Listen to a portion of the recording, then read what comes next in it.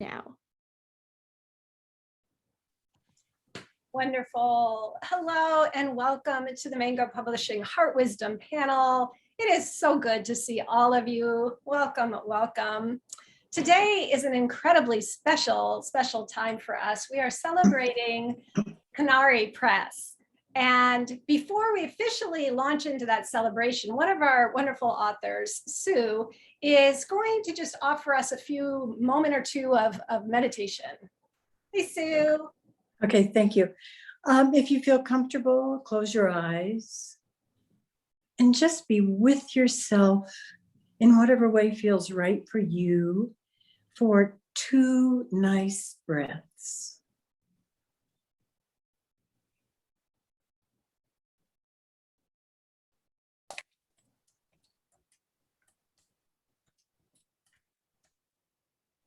Allow what you have been doing before this to fade a little bit into the background, and what you might be doing after this panel fade a little bit into the background also, so that you can be present here in this moment. And I'd like you to imagine, you can do it in reality if you want to, but cupping your hands in front of you as a gentle receptacle. And into that receptacle, invite a symbol of your heart. And if you don't like what comes, then gently bless it and let it go away, and invite a symbol that you do like to come in. I'm going to be quiet for a couple of breaths while that symbol settles in your hands.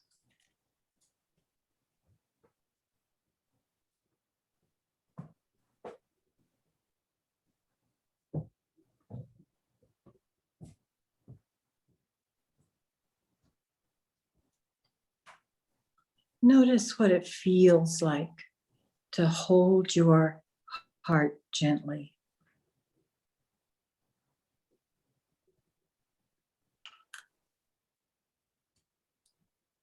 And in whatever way feels right to you, bless your heart, the symbol of it, and be very, very grateful to it for all it does to you, for you, and with you, and as you.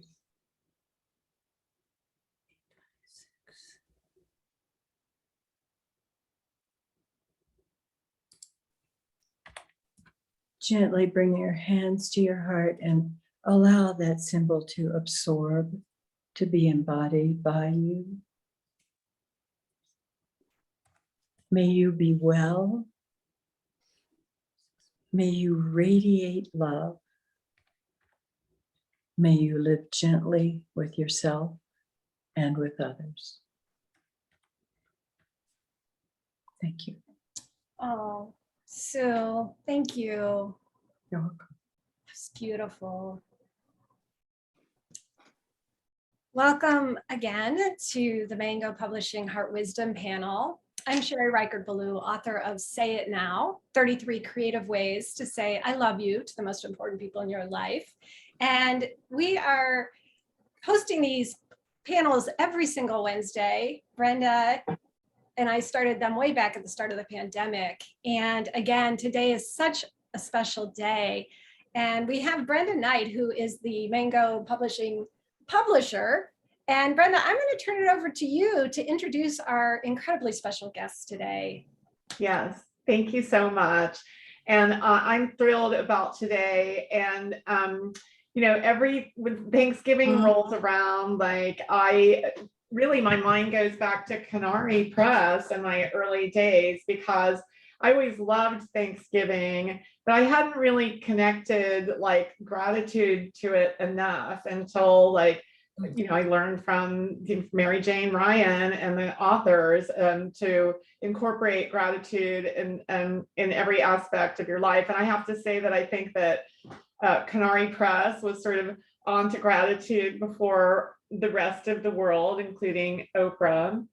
And the first debut of O Magazine, it had like attitudes of gratitude, like right on the cover. And I was like, yes, it's working, we're getting out there.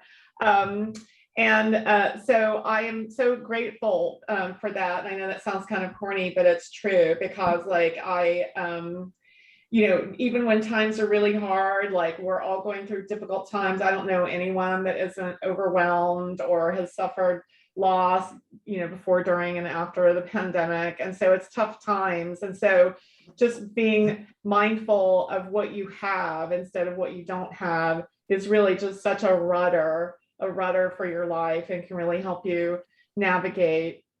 And I like to tell some of you on this Zoom have heard me say before that I feel like the luckiest gal in publishing. And one of the ways I got lucky was when I came to Conari Press in the mid-90s. I like to joke that I went from working for the meanest man in publishing, Rupert Murdoch, to the kindest people, Conari Press. And the leadership of Mary Jane Ryan was just astounding to me. And I learned so much. I was just a sponge over there in Berkeley, just soaking up as much as I could. And much of it incorporated into my daily life. I've been doing one-on-one grief counseling with a newly widowed man, and which is not easy, and like I'm sort of finding my way. And in the first session with him, I literally quoted like Mary Jane, Dawna, and Sue, and like at the end of it, I was like, okay, like you just basically like were like it's like this heart wisdom panel. But I told him he was being rough on he was expressing that like one of the family members he didn't think was grieving properly. And I said, you have to like, you can't, grief is different for everyone. And I said, as Patton Thoele would say, you have to live gently with yourself and others. So just give that person a pass and let them be. But then like later he brought up something and he sort of put himself down, and I said, no, Dawna Markova says that like when you put yourself down, your soul remembers. I said, so you've gotta not do that. Just like, you know, just negative self-talk, just push that aside, just shove that aside.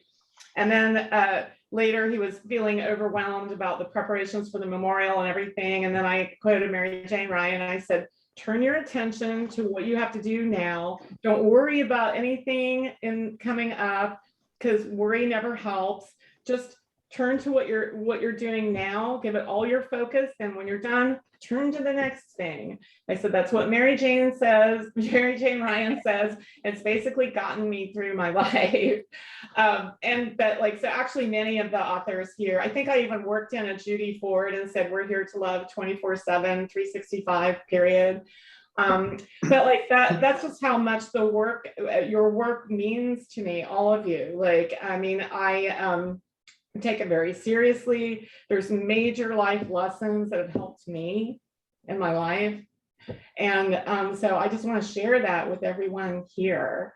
And so I could not be more thrilled to have like the women that I quote when I'm really needing to pull out some wisdom that isn't mine. I will just borrow from the wisdom of Patton Thoele and Dawna Markova and Mary Jane Ryan and more. So I am very pleased that we're here together in community. And I think that this is going to be a super special hour. Hopefully, maybe, you know, this can be an annual thing.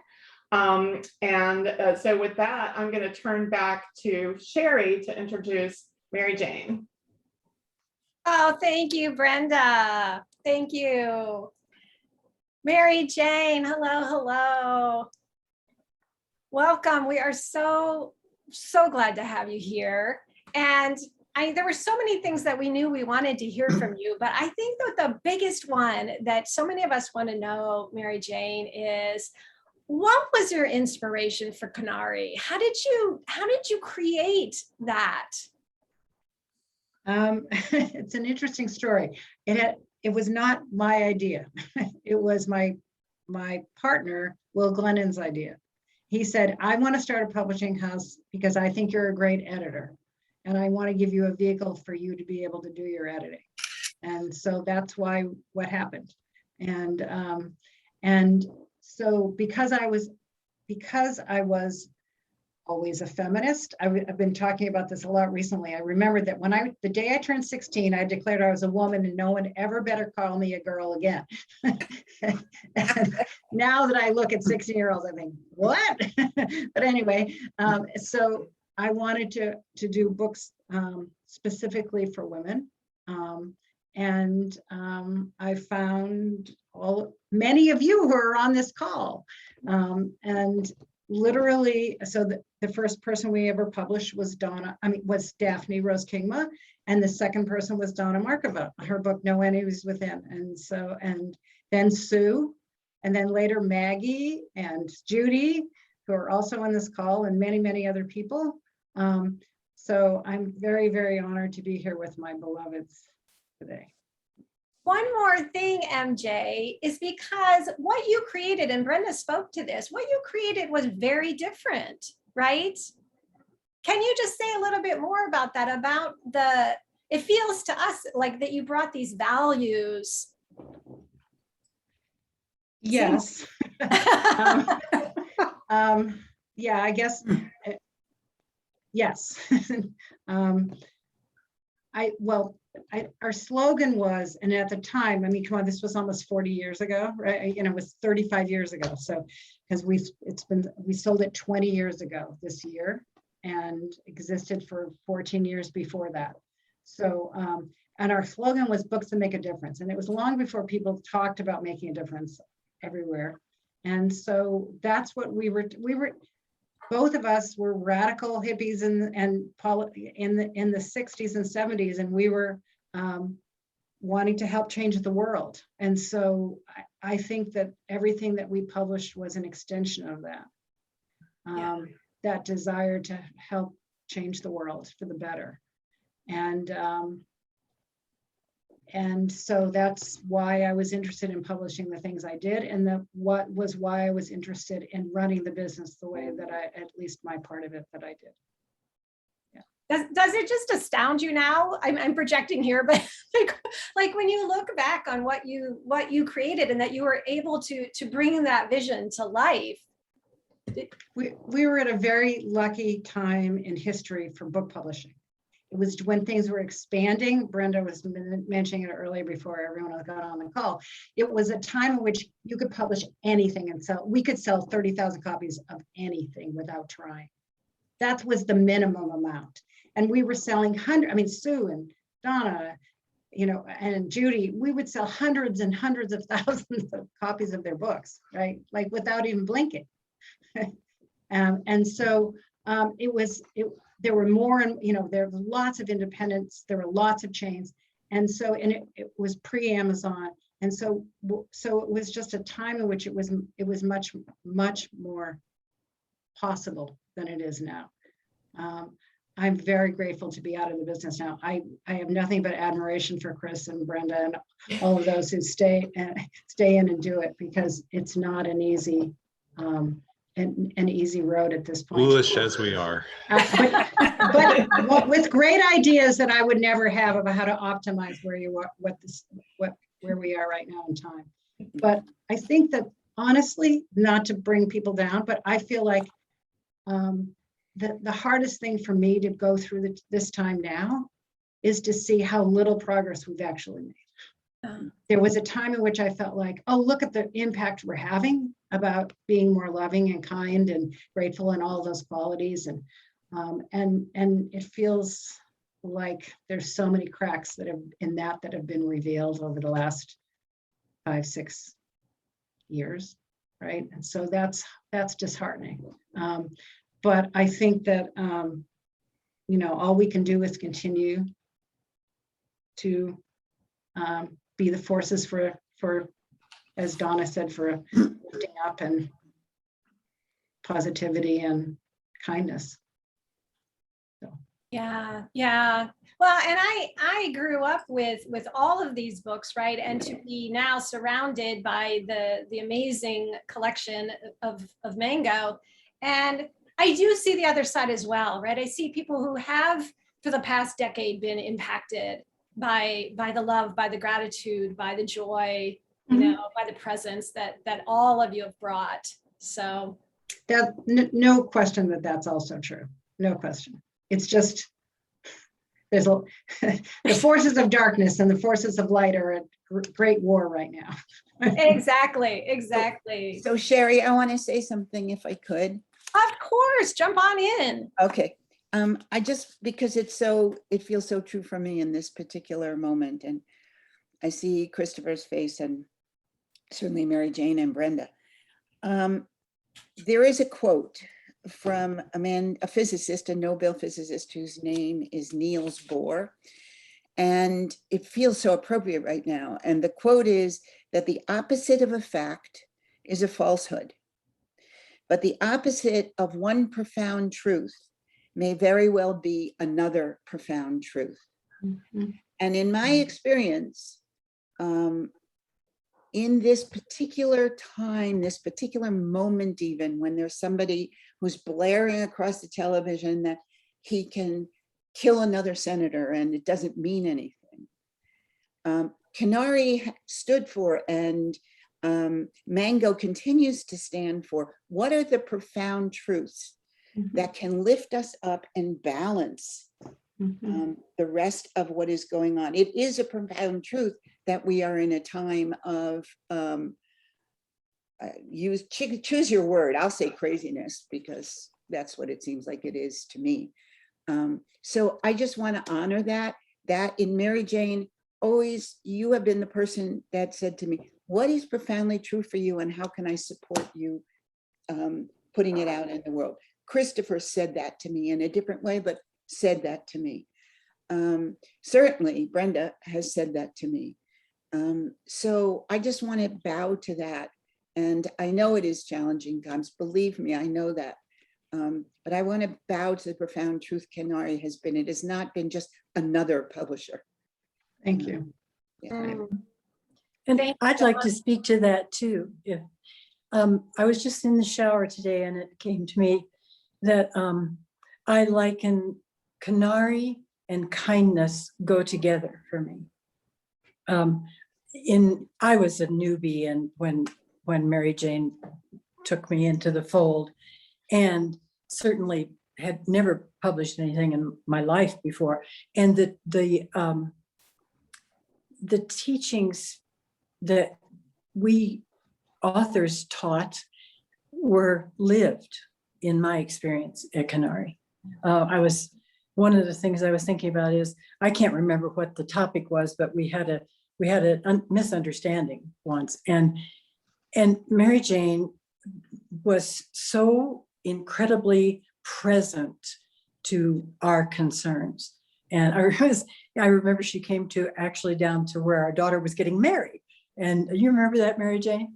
Yeah, I don't remember Yes, what. it was some money thing, I think, but go ahead. Okay, I don't have a clue. But just the respect and the willingness to be in presence with each other. It was, and to me, we can only do what we can do. So, and you as Conari did that. I felt like you published your talk, you walked your talk, you were always a friend and a respectful person. So was the whole experience. It was really quite profound to me. So Conari, kindness. I like that. Thank you. And what's interesting to me is, and when I read my thing, it references this, but everything I've ever learned, essentially I learned from you, Dawna and Sue and Maggie and Judy and Daphne. It's like part of why I do the work I do now and why I felt like I had to sell the business was so I could take everything I'd ever learned and be more direct in conveying it to other people. For me, books felt like at that point it was too much of a mediated experience. I wanted to have a more direct experience, but every single day I use so much of what I learned in working with all of you. MJ, would this be a good time for you to read? I know you brought something really special. Okay, happy to, because that'll be not talking about me, although this talks about me too, but it's easier to read. So I'm going to read from Attitudes of Gratitude for several reasons. One, of course, because it's about to be Thanksgiving, right? That's for all of us. But second, because this book exists because of Brenda Knight. She said to me, I had written a book, Collection of Blessings for the Evening Meal, called A Grateful Heart. And she said to me, you need to write a book called Attitudes of Gratitude. It's a saying from the 12-step program, right? And I did. And it actually, the writing of this book and what it launched me into completely changed my life. And I don't say that lightly. And then you'll see I have a passage where I refer to people that I've learned from, and those people are here with us today, specifically. And I'll name them, which I didn't name in the book, when we get to there, okay? So, like so many of us, I spent a great deal of my life in my 20s and early 30s, cataloging all the ways I had been injured, in therapy and out, with friends and loved ones. I analyzed and categorized the who, whats, and wheres of my misery.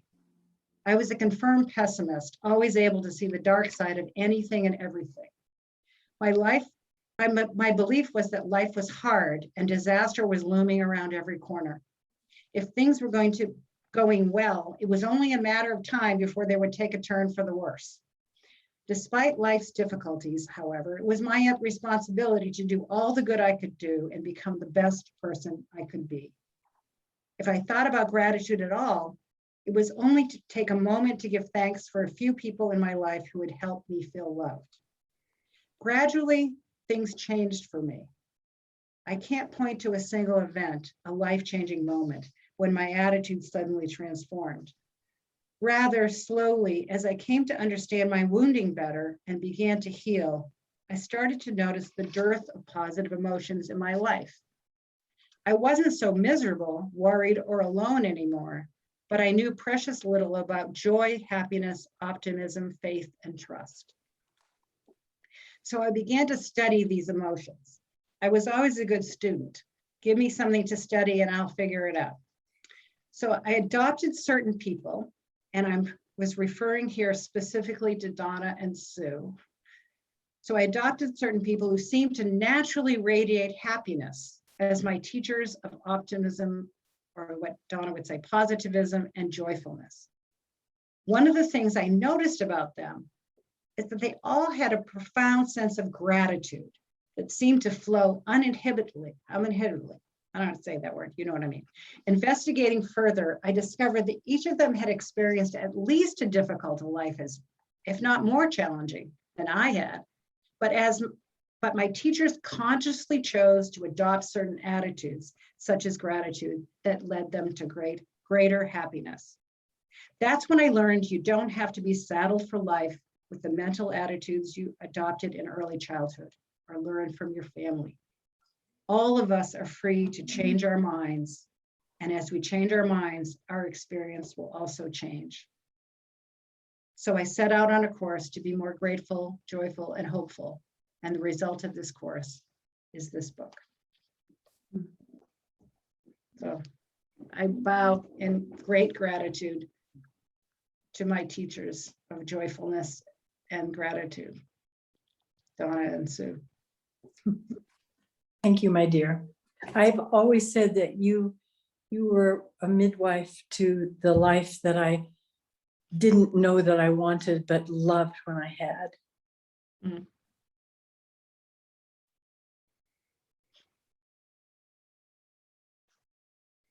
Sue, did you want to share with us? I know that you brought something to read as well. Would this be a good time? Yeah, it's sure. It's from a book, Strength, but it's coming out in the spring as changed the title of to the Woman's Book of Strength to add it to my group of the Woman's Books of. And this is an introduction to one of the chapters, and it's entitled Choosing Wisely.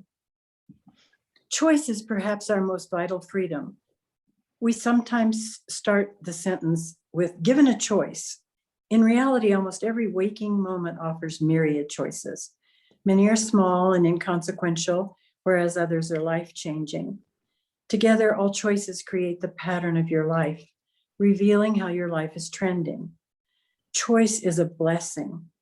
Do your choices trend toward blessings by enhancing strength, increasing wisdom, regaining balance, developing empowerment, spreading kindness, and promoting self-love and love of others? If so, I'm encouraged and feel hope for Mother Earth and her children everywhere. If your choices have not been gentle and self-loving, they can begin to be from this moment on. It's up to you.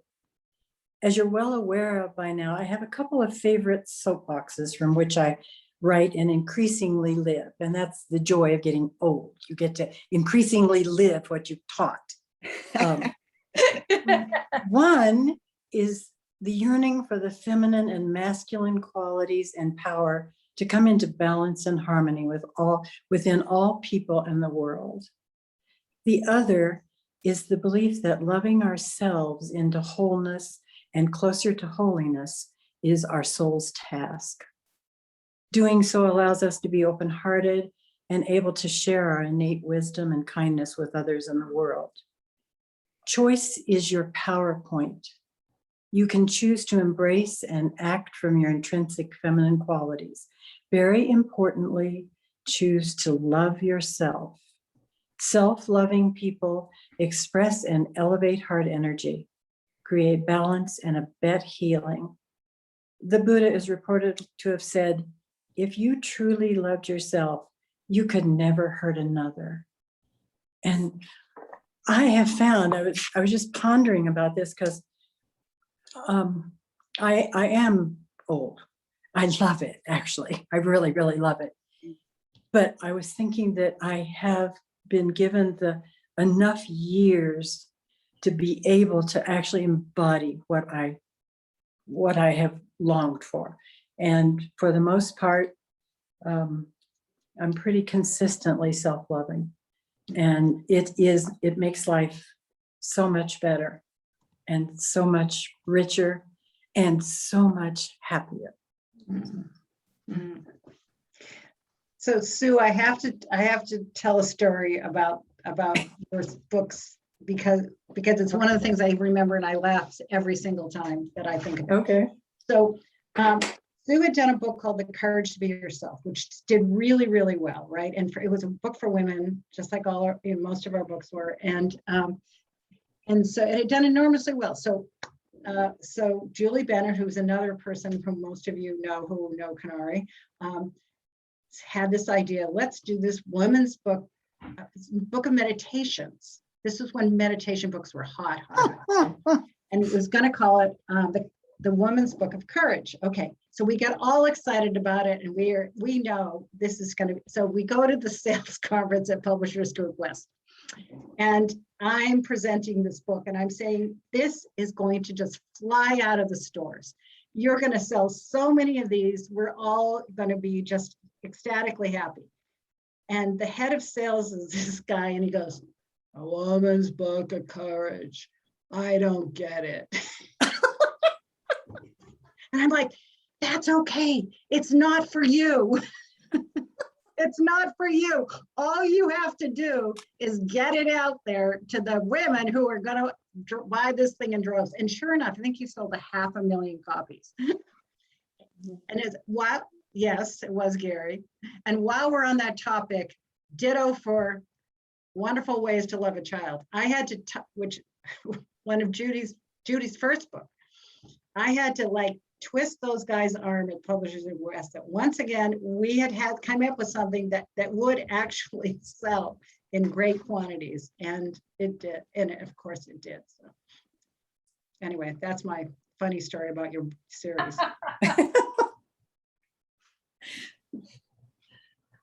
I love that. And Sue, I really, really appreciate everything that you just said about the good fortune to have as many years as we all have to get to embody, who we feel like we really want to be aligned with and who we want to be and our values. And that was so beautiful. Thank you. Miss Dawna, I know that you also brought something really special to share with us. I did. And I need to, this is not what I had thought, but this is anyway what's coming. First of all, I want to bow to Christopher. What was going on in my mind when we began, of the things one would want in one's mind, this is not one of them, but there was a publisher that I called when I wanted to publish a book called Collaborative Intelligence. And the publisher said, well, Dawna, what book is it you want me to pimp for you today? Oh. And it was at that point where I decided that I was done with publishing, and that I was done with books, and that I was done with writing. So I'm looking at Christopher's shining face, and that has not been my case. I did not stop, because the next voice that I heard, who was a publisher, a male publisher, was Christopher. And what that brought to me was this remembrance of balancing forces, and how important it is to remember and find those balancing forces. The first book that actually Conari published for me was a little known book called The Art of the Possible. Now, Mary Jane, you can correct me, because Mary Jane. No, you're right. You're right. Okay. And it was a ridiculous book. It was a blue book. It was this thick. How anyone ever read it, I don't know. And it had a student of mine did the cover. That was some kind of a stone, something or other. I don't know. But what was important to me is it was that experience that I became a possibilist. And I mean that as almost as with a religious fervor. I've had cancer too many times to be an optimist. It does. But there is, and I would be long dead if I were a pessimist. But the question that has been medicine for me is, what can we make possible? And that question has been what I've been calling these days a lifting force.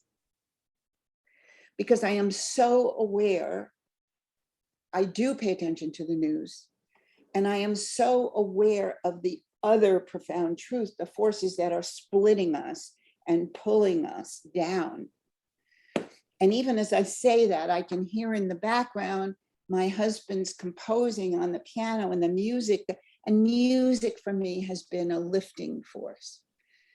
But also Conari, from the first moments that I knew it to this very moment, including Christopher, including Brenda, including all the people that are here, however few we are, has been a support of a lifting force. In and of itself, it has been a lifting force. And I think, I feel, I know that in my life, I need to know those lifting forces, because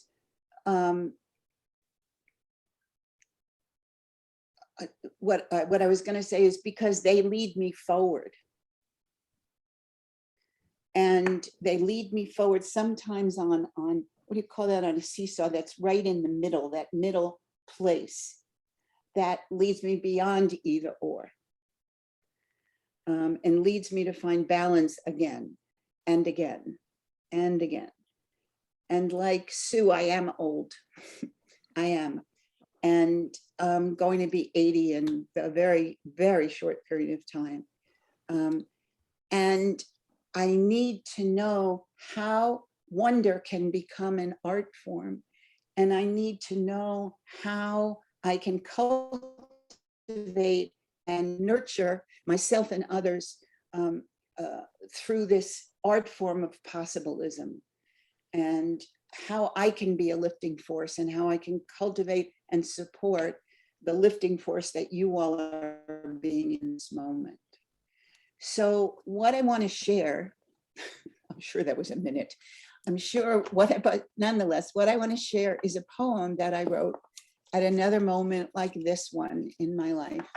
My father, to whom I had been very close, and also was the man who used to take his belt off from work and beat me. So he was clearly a random act of violence and a random act of kindness in my life, both. And when he died, I was flooded. And I was flooded with everything a human being can be flooded with. And I turned my tears to ink. And I wrote a poem that night. And that poem, literally a day does not go by when I don't have somebody, someplace in the world, who thanks me for that poem. And these days it's on Instagram and all those other places, but it's also in letters. And it was another, you can barely see the cover. It's embarrassing to show the cover of this book called I Will Not Die an Unlived Life. And the poem goes, I will not die an unlived life. I will not live in fear of falling or catching fire. I choose to inhabit my days, to allow my living to open me, to make me less afraid, more accessible, to loosen my heart until it becomes a wing, a torch, a promise. I choose to risk my significance, to live so that which came to me as seed goes to the next as blossom, and that which came to me as blossom goes on as fruit.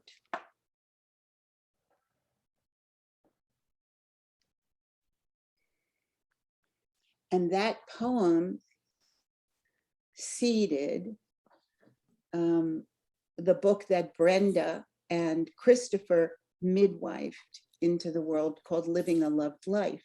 Because like Sue, I can now say, I love my life. And loving myself has never been a question specifically for me, but the question was, how can I love the life that I have?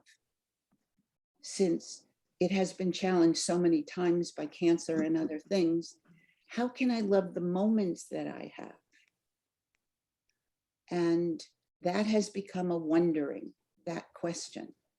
And I am deeply, deeply grateful for the medicine that is Brenda and Mary Jane and Christopher and this poem and the wondering. So Dawna, I'm thinking about that moment. So when Dawna said that this poem has been around the world and people contact her all the time, it's really, really true. The two of us were in the middle of the British countryside at this retreat for women. And there was about 30 of us there, maybe, Dawna, right?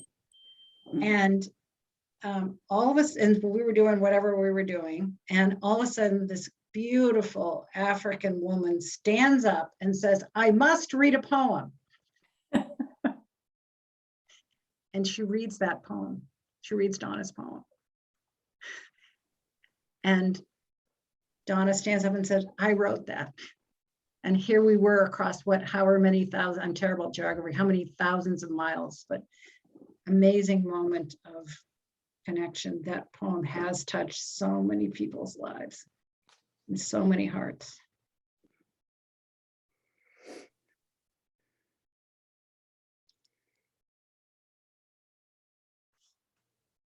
Thank you so much for choosing to read that to us today. What a gift. What a gift. MJ, I just wanted to say, for some reason, we've lost your beautiful face. I'm not sure why we're not seeing you, although we are hearing you. Oh, you know what?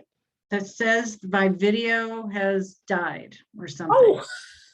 Cannot restart video, it says. So I'd have to go out and shut down my computer and all. So you know what I look like. Oh, okay.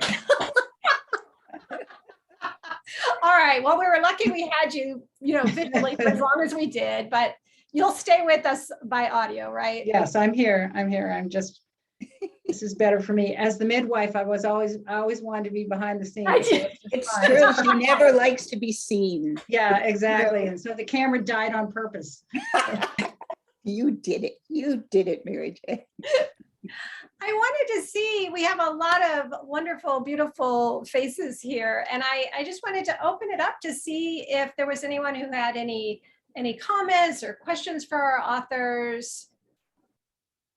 Anybody want to? Judy, good to see you, Judy. Oh, there you are. Okay, well, I just have to say something to Mary Jane. When Mary Jane, I knew nothing about writing. I knew absolutely nothing. I had written a poster called Wonderful Ways to Love a Child. And the person who published, it was just a local small little publisher, but it sold well. And the publisher said to me, no, the poster said, this should really be a book. And I said, whoa, yeah, this should be a really book. This should be a book. So I typed out a little suggestion on the typewriter, sent it off to Mary Jane. And I told her, because I was very stupid at the time, I said, I'm only interested in finding a publisher who's willing to publish a series of books, because I have a series that I want to do. And I said that the first one I really wanted to publish was called What to Do When You Get Mad. And Mary Jane said to me, well, I don't know about that book. And I said, and I hadn't told her the names of the other book yet. And I said, and I have a series of books. I said, Mary Jane, I really do. I have a series of books and I want to publish a series of books. And she said, well, you'll have to send me some sort of a proposal, and then we'll go over it, because the whole team has to go over, the publishing team has to go over and decide if they want a book. And I said, well, okay, but the title is Wonderful Ways to Love a Child. And you know what Mary Jane said? She said, we'll buy it. And I said, oh, okay. And then I sent on, and I had to send her an outline and write it. And she called me up and she said, I don't know if she remembers this, because I told her this once before, but she denied it, but it is true. She said, Judy, now that you're going to be a published author, it would be really good if you learned a few things about sentence structure.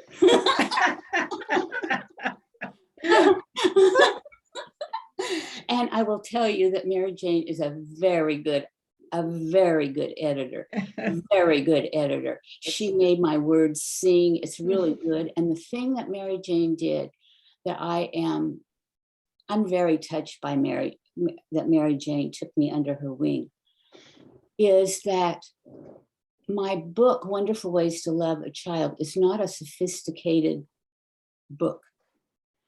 Now, I never can call myself an author, never, or a writer, because I'm really not a writer. It's not sophisticated, but you know what? Mary Jane left it that way. And you know what? That I believe, is the reason that book has continued to sell and sell, because it speaks to the heart. I wrote it from my heart, and it speaks to the heart, and there aren't fancy words or sophistication, as I call it, because I tried to write a sophisticated book, and I did write a more sophisticated book, but it didn't really sell. And so I work very hard. What I learned through all of that was to stay true to what my experience is and to share that. And that is what Mary Jane and Will and all the other, when Brenda was there, and oh my gosh, and I got to go on Oprah, which had been a dream of mine, and so it was so much fun. And I went on to be able to write through them all the wonderful ways to love a child, to be a step parent with Mary Jane, and I wrote that together. And it was a whole series of wonderful ways. So, like all of you, I am old now, and I don't know how old Sue is or Dawn is, but I'm in that category, which I now say I've joined the category of old, where there are people who are younger than me who are also old. I mean, that is old, right? Yeah. Yes. So thank you. Thank you, Judy. Maria. Mary Jane. So good to see you, Mary Jane. Thank you. Dawna, I would love to thank you for all those kind words. But I have to say, is it okay if I yield those kind words to the amazing Brenda Knight, who is our publisher? No question. No question.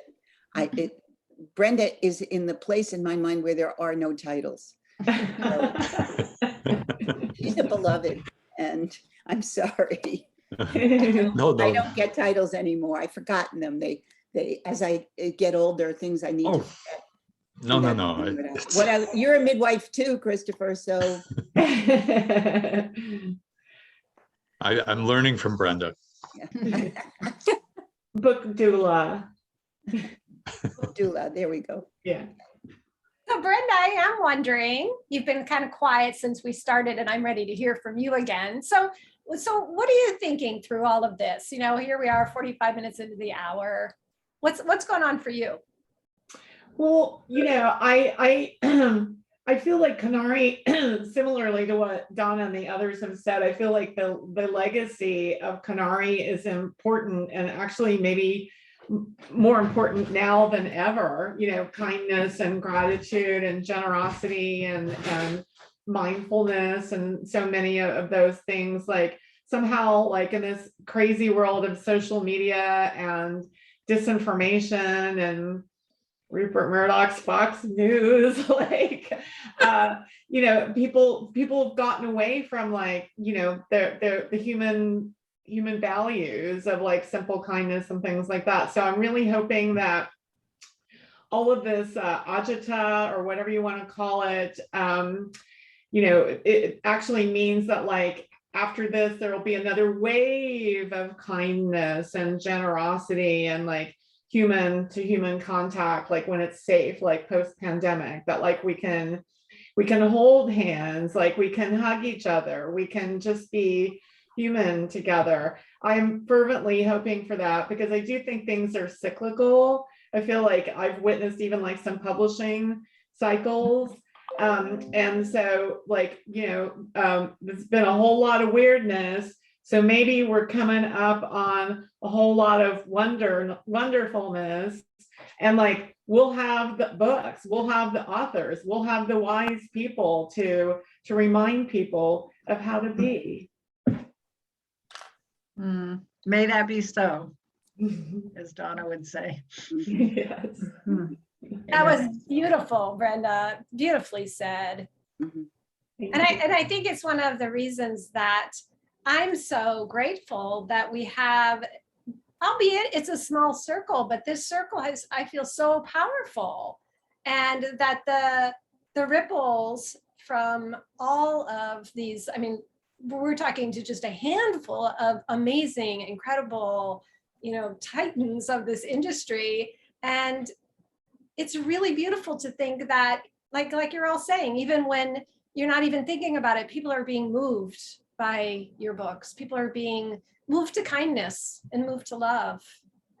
And speaking of kindness, I would love to hear a few words from Reverend Maggie Oman Shannon, who is a veritable encyclopedia of blessings and wisdom on two legs. So I'd love to invite you, because I know you're having profound thoughts and you probably have something really wonderful to share.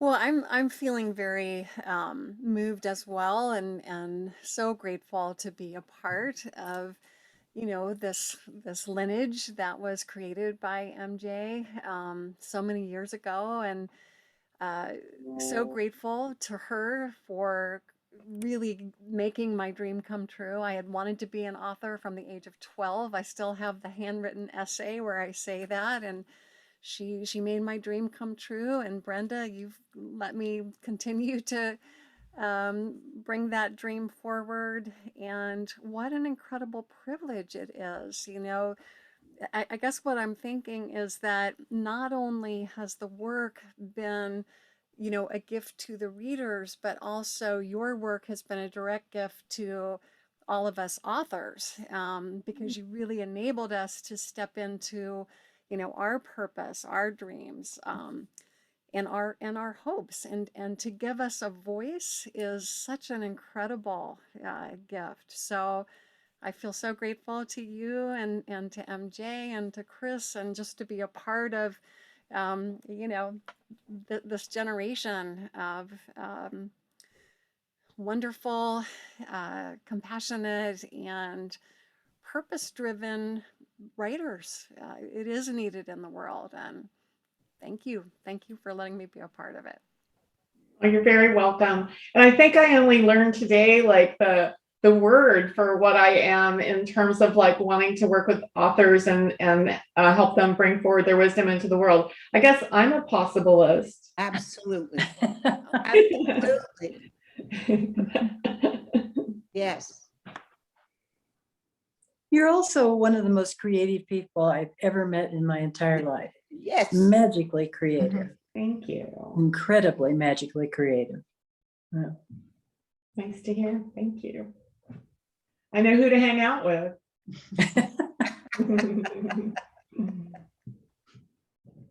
So I know, sadly, we're down to our last like 6 minutes of this beautiful, beautiful circle.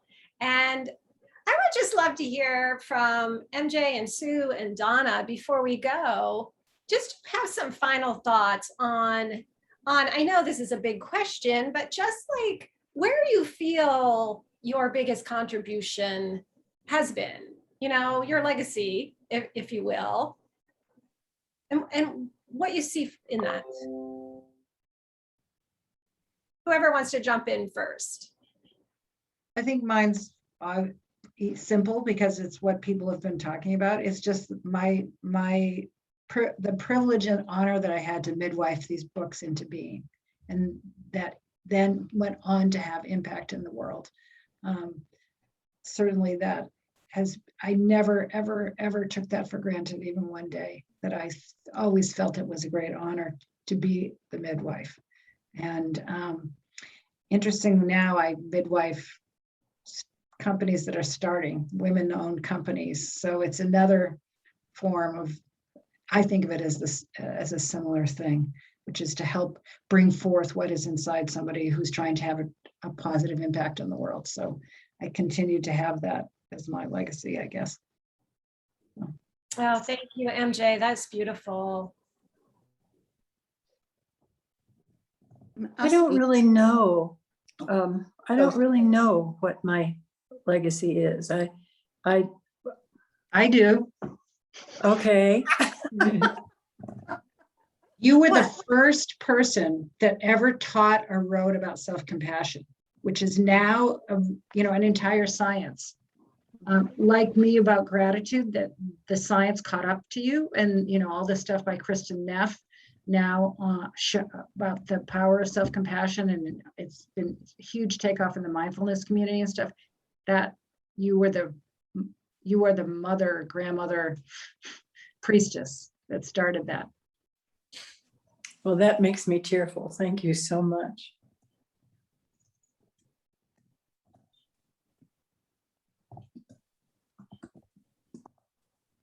Dawna? I don't think about legacies so much, because whatever I think my legacy will be, who knows? What I think about is, I was trained as a neuroscientist. And what I have learned in all the years that I studied neuroscience is that the mind crafts statements, but the heart crafts questions. And it's questions we need to learn and remind ourselves and remind one another how to hold questions that actually help the mind open. The heart opens quite easily, but the mind not so easily. So I'm going to share a couple of questions. And I know Thanksgiving, you're supposed to make statements and give blessings, but to me, blessings have always come as questions. So these are just a very, very few. What has made you feel fully alive, and what makes you feel fully alive? What are you serving?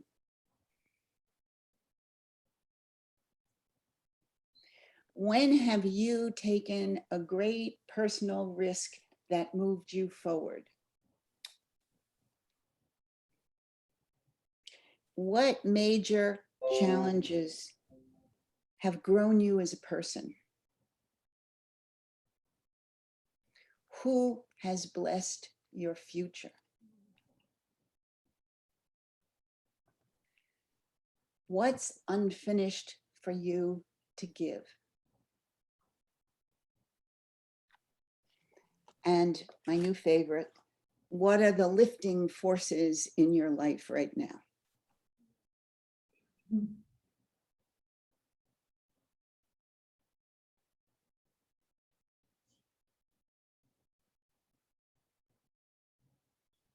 And all those questions are meant to be held in wonder. They don't have answers, but they can evoke wonder. And then those questions will hold and connect you to those people you care deeply about and those people who you don't even know.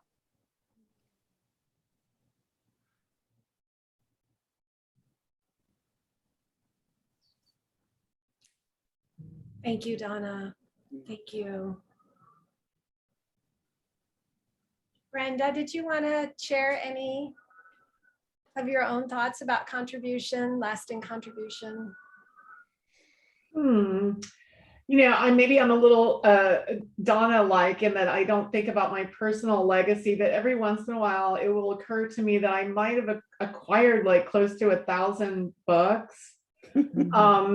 And then I sort of realized, oh my, I think I acquired like a library, like a very, very special books.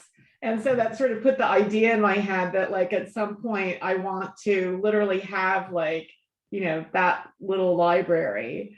And you know, so, and all of these books by all of these authors will be there.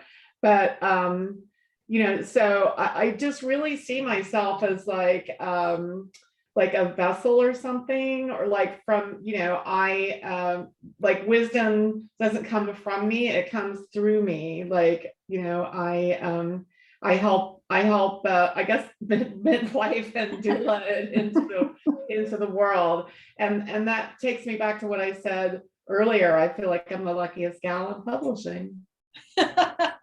And Here's we my are legacy. too, that we got to know Luckiest you. gal in publishing / possibilityist.